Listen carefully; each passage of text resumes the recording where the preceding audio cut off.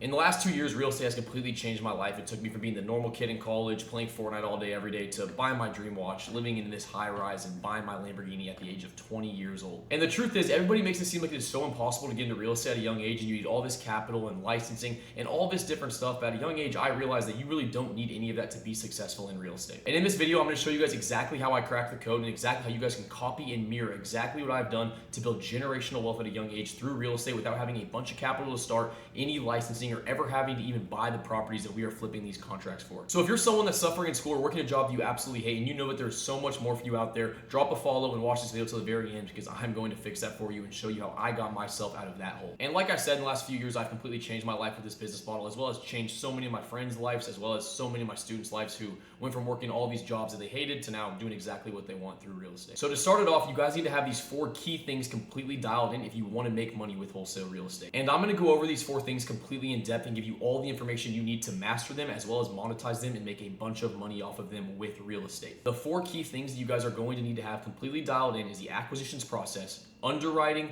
marketing, and dispositions. So I'm going to take you guys very in depth with each one and help you master those, starting off with number 1, the acquisitions process. So here we go with the acquisitions process. I'm going to break this down completely step by step for you guys. So starting it off, obviously there's 2 different types of leads. Number 1, a cold lead, which is someone that you are cold calling and cold reaching out to, asking them if they're interested in selling their property. And number 2, a warm lead, which is someone that's coming to you from your marketing methods, which we will go a lot deeper into later in this video of what type of marketing you should be doing, if any at all. From there, if it is a cold lead, someone that you are reaching out to, you're going to introduce yourself to them in the introduction phase. For example, hello, this is Dylan. Is this Deborah? I'm looking to buy properties in 123 Main Street. Are you currently selling? On the other hand, if it is a lead coming to you from your marketing, you're simply going to call them and confirm if they actually do want to sell the property. Back to a cold lead, if it is someone that you are reaching out to, if they say no, you're simply going to tell them to have a good day and have a note down to never call them again. If they say yes, on the other hand, you are going to ask them what their asking price is, aka how much do they want for that property. And this also directly ties into our warm leads coming to us from our marketing. If they say they want to sell and confirm they want to sell, you also are going to ask them their asking price, aka how much do they want for that property. When you're asking people what their asking price is, obviously there's going to be some random common objections that come into play. So here's some common ones that we hear all the time and how you're going to kind of fix up being around that. A lot of people will say, well, what is your offer? You called me. I don't know. You guys basically need to pry an asking price out of them. Okay. So let's say the property's worth around $150,000.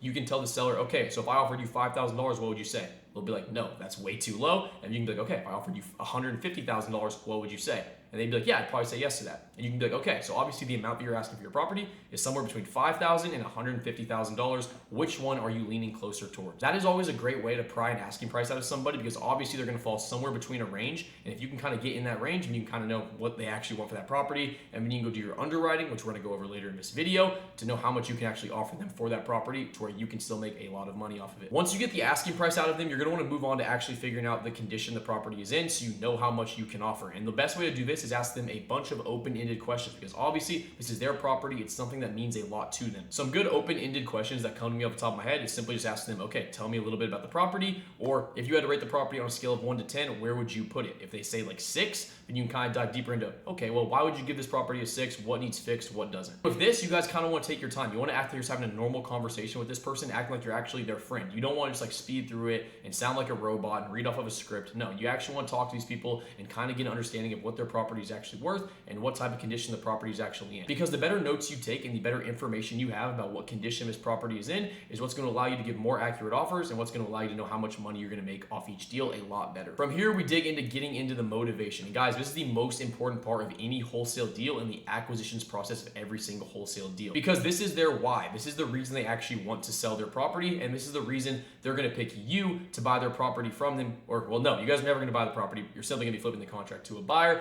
but they think you're buying the property. So you need to understand what makes them want to get rid of this property quick for cash. For example, it could be a tired landlord. It could be someone who had a family member pass away. They don't feel like paying for the property or paying off the mortgage. Things like that. That is usually the most common motivation you're going to find in these wholesale deals. This needs to be you guys digging deeper than just surface level questions. This should be a 3 to 5 minute conversation. You shouldn't just kind of graze past it. You want to actually dig deep and understand what their motivation is for getting rid of this property. And guys, like I said, this is the most important part of the acquisitions call. I don't care what anybody else tells you. A great way for you guys to cycle into talking to them about motivation is you can be like, all right, I kind of understand what condition the property is in. I'm taking down some notes really quick. Just while I'm taking down these notes, what has you interested in selling this property? And when you guys are asking them that question, you kind of want to soften your tone a little bit. You kind of want to let them lower their guard so they know that you're actually a real human. You're kind of just curious, like what has them interested to sell this property, to allow them to open up more to you guys and actually give you the true reason they want to sell this property. And then from there, once you guys have dug deeper and actually understand their motivation for selling the property, you're going to want to wrap this call up by scheduling an offer call and asking them what their timeline is for wanting to sell this property. A good way to end this call off is simply by telling them, okay, I got all the information I need. I'm going to go back to my underwriting team. Is it cool if I give you a call back at 6 p.m. once I know how much we are able to offer for your property? From there, you are obviously going to book in your offer call. And now let's get into how you guys are going to underwrite for these properties and actually know how much you can offer for the property. So with underwriting, obviously the first steps are going to be to gather information about the property so you know what type of condition this property is in. We just went over that, so you guys already know how to kind of gather that information. So now we're going to go into actually finding comps for the property so you know how much you can offer for your subject property. So now we're going to go over to Zillow and I'm going to show you guys exactly how you're going to underwrite a property, and this is the subject property we're going to use. So let's say you guys just talked to a seller and this is the property that you are currently looking to see how much you can offer them for. So as you guys can see, is a 3-bed, 1-bath, and 1,500 square foot.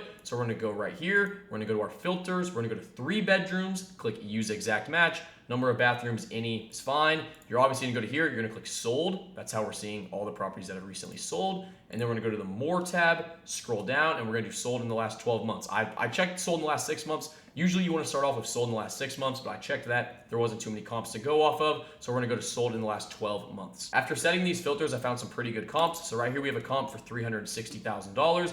As you guys can see, it's not complete ARV. It's actually in pretty shit condition, but it's somewhat there. This one is in like grandma condition, sold for $390,000. And then this one, guys, sold for $412,000. This one is pretty much complete ARV condition, as you guys can see. This is in great shape. This is literally ready for someone to buy it and move into it. So we have a few comps that have recently sold in the area. Obviously, this one is going to be the closest comp we have, and this one sold for $412,000. And this is at ARV status. If you guys don't know what ARV means, that means after repair value. So this is what the investor will sell the property for after they have bought it, renovated it, and now are flipping it. So looking at this comp, we are now going to safely assume that our property is worth $410,000 as the ARV, and we're going to use that now to figure out how much we can offer for that property. So to do that, we're now going to calculate the amount of repairs it needs. Obviously, like I said, in your guys' acquisitions call, you're going to figure out what type of repairs the property needs, what type of condition the property is in. I know this area pretty well, guys, so I'm going to assume that this property needs a pretty light cosmetic rehab. We're going to say it needs around $35,000 in rehab. So now that we know the ARV is $410,000 and we know that it needs around $35,000 in repairs,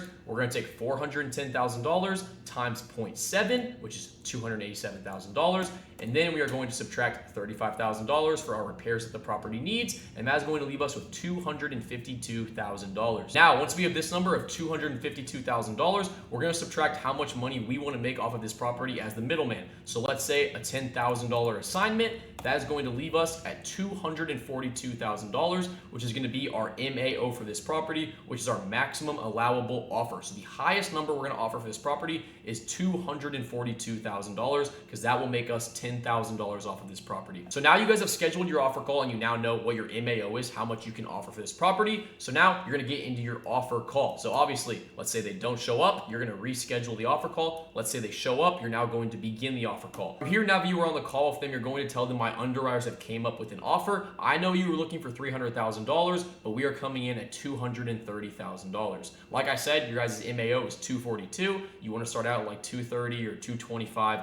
Somewhere that's a little lower than what your max allowable offer is. From here, it can go two different ways. Let's say they say yes to your offer. Obviously, if they say yes, you will then have the documents prepared. You'll send them over, and then you'll set up a call for you guys to review that contract together. On that call, you guys are going to take them through the contract. Obviously, if you guys need help with contracts or any of that, we give everyone in our program our contracts for free. So if you guys want to learn more about that, we have a free training link down below. If they say no, though, you guys move on to the negotiation process. I completely understand. Is there any wiggle room on your asking price so I can bring back to my team to see if they will be willing to come up on this offer? Like I said, though, after you offer them $230,000, you're then going to see if they have any wiggle room. From their reply to that, you're going to tell them you will take it back to your team and see if we can come up on our offer. You don't want to be doing live negotiation. So let's say you say my underwriter said we can come in at $230, and they tell you, nah, I need $300. The lowest I can go is like $270. You're then going to move on down to here. Obviously, do not live negotiate. You're going to tell them you're going to go back to your team, and by go back to your team, you're going to go on hold, wait 2 to 3 minutes, and then come back and give them a new offer. So if you're starting out at $230, like we said, you're going to go on hold, wait 2 to 3 minutes, and then you're going to frame it as if you were just asking your underwriters how much higher we can go, and you're going to be like, okay, I talked to my team.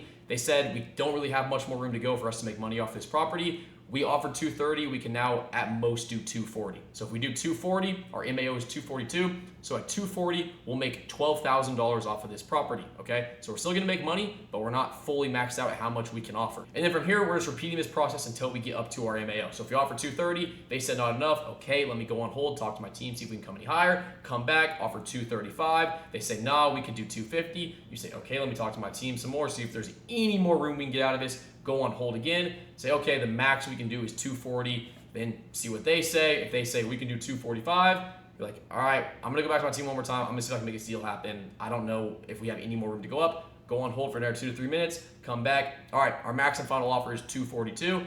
If they accept that, then obviously you have a deal. That's a $10,000 assignment. If not, there's not really much more room left in us to make money off this property. It's not going to be a deal. With that being said, obviously, if they don't accept your max allowable offer, follow back up with them in 2 to 3 weeks. Put them in a 2 to 3 week follow-up in your pipeline. If they do accept your offer, obviously you have all the documents ready, send over the contract, all that different stuff so you can review it on a call with them and actually get this property locked up and make your money. And like I said, guys, if you're getting confused and you don't know what to do about the contracts part or you don't know how to actually get people to this part, me and Dylan have a full-scale agency where we literally build your wholesale business for you, set up everything for you. So literally all you do is have a business on autopilot where you guys are simply talking to sellers and negotiating deals. So if you guys are interested in that, it's gonna be the top link down below, as well as we have a completely free live class where we're gonna go like 2 hours in depth with you guys live and answer live questions about anything you guys could possibly wonder and literally how to build this business from A to Z. We're gonna host that every single week. So there's a link down below to apply for that free class. Save your seat for that. And yeah, we'll see you guys there if you guys wanna be a part of that. Now let's move on to topic 3, which is marketing, which is the bread and butter of this business. This is how you are finding people that are interested in selling their property, which is obviously how you're gonna make your money. All right, so now we're moving on to marketing, and marketing is very dependent on how much money you actually have to spend, which it says right here. Marketing is based off of budget. So we're gonna start out with the lowest budgets and move up to the highest budgets, depending on where you fall in each category. That's how you're gonna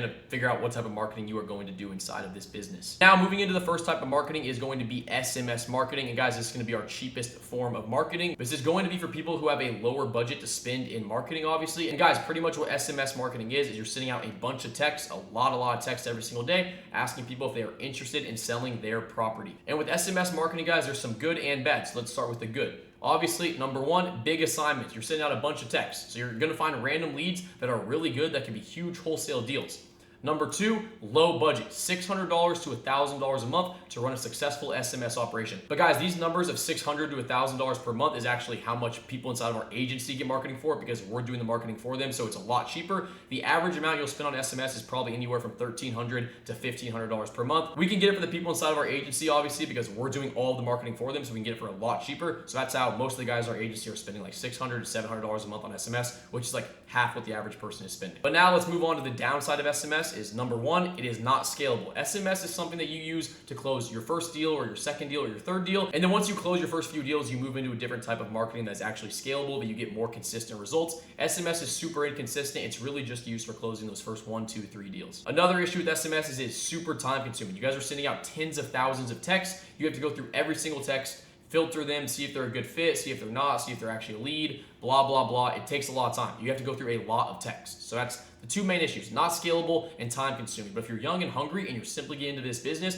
and you want to make your first $10,000, $20,000, $30,000 a month, SMS is perfect for you, especially if you don't have a lot of money to spend right off the bat. Now we are going to move into our middle option, which is VA marketing. Pretty much this is a virtual assistant. So like I said, you guys cold calling, this is going to be a VA cold calling for you. So pretty much you're going to have people that are over in a different country that are calling all day, 12 hours a day, finding you leads. And usually these are better quality leads than SMS because these people are actually qualifying the lead, seeing if they're a good lead for you, so on and so forth. And guys, VAs are great. A lot of the biggest guys in the space, including me, are currently using VAs. So the number one thing is VAs are very reliable. Number two, mid-budget. So as you guys see, it says $1,600 to $2,400 a month. Once again, this is the price we get it for people inside of our agency because we're doing all of it for them. We're training the VAs for them, blah, blah, blah, so on and so forth. And this price of $1,600 to $2,400 a month, this is to have 3 VAs running. You don't want to do VAs unless you have 3 running because if you're only doing 1 to 2 VAs at once, you're not going to get enough lead flow for it to make sense. So the minimum amount of VAs you want to have running at once is 3, and that's just why I tell everybody, because it makes the most sense. So like I said, that's the price for people inside of our agency. If you guys are wanting to get 3 VAs, you're probably going to be spending anywhere from $2,800 to $3,200 per month, and that price would obviously be from you guys finding some agency that will source you VAs, and that's how much you'll pay to have those VAs run monthly, which will get you a lot of leads, and having 3 VAs is honestly a very, very great type of marketing. One of the issues that come into play right off the bat with VAs is, though, it is pretty difficult to find good VAs. So that's why with our agency, we find all the VAs, train all the VAs for them. But if you guys are looking for good VAs, you just need to make sure that you're actually using a good, well-known provider in the space. You don't want to use some random guy off TikTok or anything like that. You need to find a good agency or someone that's trusted to source you with VAs. You don't want to just be like kind of not knowing what you're doing. You actually need to make sure you find them from someone good. Now, guys, we're going to move into our 2 final options of marketing, which is Facebook ads and Google ads. And guys, these are going to be our 2 highest budget options. So if you want to be in Facebook ads and Google ads, you obviously need to have a high budget. And I also would not recommend getting into Facebook ads and Google ads if you don't actually know a lot about the business already and you haven't tried another type of marketing. You never want to jump to the top option if you don't know what you're doing. So getting into this, some instant pros that we have is this is incredibly consistent, guys. Google ads and Facebook ads is the #1 thing you can be doing in wholesaling, in my personal opinion. You get the most consistent results because this is people literally filling out a form telling you why they want to sell their house and how much they want for their house. It's as simple as that. And then all you have to do is reach out to them and actually go through the acquisitions process from there. Another thing is it is incredibly scalable. Once you have a good system in place, you simply just keep upping your ad spend over and over until you're doing more and more deals. That's literally exactly how it's worked for us. The more we spend, the more money we make. It's as simple as that. From there, I kind of just said this, but guys, with this, you get way more high quality leads. Like I said, people are scrolling, they're seeing We Buy Homes Cash, they're clicking on your ad, and then they're filling out a form telling you why they want to sell their property and how much they want to sell it for. A con that now comes into play, though, is like I said, higher budget, guys. You got to be spending a lot of money to run this type of thing, and that's where we get the amount of money you spend. With Facebook, guys, you're going to be spending $3,500 plus a month. That is an absolute minimum. And guys, $3,500 a month is, like I've said before, this is the price that we get it for guys in our agency because we do all the marketing for them. If you guys are running Facebook ads, you need to spend a minimum of $3,500 a month on ad spend, as well as you guys are going to need to pay an agency fee. So you're going to need to pay an agency to run your ads. That's going to cost you anywhere from $1,000 to $1,500 per month. And then we get into Google ads. We get it for our guys inside of our agency for $6,000 per month. If you guys are doing this, you're going to need to spend $6,000 per month plus an agency fee, which is going to be $1,000 to $1,500 to $2,000 per month for someone to run your Google ads for you. As you guys can probably tell, in my opinion, these are the 2 best ways of marketing for wholesale real estate. The only thing is you need to have a bit higher of a budget and you need to actually know what you're doing when you're getting into these 2. If you guys are new and you're beginners and you're just trying to make your first $10, $20, $30, $40,000 per month, you're best off going with VAs or SMS marketing. That can get you there because, guys, once you close a deal with SMS, let's say you close a deal for $20,000, you keep running SMS, you close another deal, that's another $20,000.